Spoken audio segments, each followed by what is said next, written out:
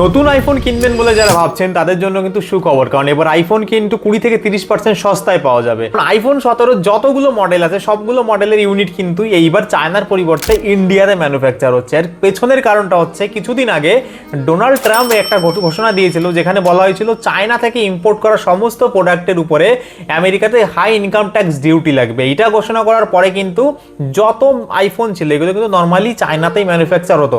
এইবার অ্যাপেল পুরো Chinese manufacturing ইউনিটটা কিন্তু ইন্ডিয়াতে নিয়ে এসছে। আর এর পিছনে প্রধানত দুটো কোম্পানি রয়েছে, একটা টাটা, একটা ফক্সকন। দুটো কোম্পানির প্রচেষ্টা কিন্তু আইফোন 17 সমস্ত মডেল তৈরির কাজ ইন্ডিয়াতে অলরেডি রানিং হয়ে গেছে এবং কিছুদিনের মধ্যেই কিন্তু এটা মার্কেটে রিলিজ হবে। তো যেহেতু প্রতিবার অন্য জায়গা থেকে ম্যানুফ্যাকচার করতে হয়, যার জন্য ইন্ডিয়াতে আমেরিকা বা থাইল্যান্ডের তুলনায় দাম বেশি পড়ে, কিন্তু এইবার যেহেতু ইন্ডিয়াতেই ম্যানুফ্যাকচার হচ্ছে সুতরাং ধরাই যায় এইবার দাম কিছুটা হলেও কম হবে। তো এই নিয়ে তোমার যদি কোনো মতামত থাকে কমেন্টে অবশ্যই জানাও। আর আরও এরকম ভিডিও পেতে হলে কিন্তু পেজটা ফলো করতে একদম ভুলো না। দেখা হবে পরের ভিডিওতে। Bye bye.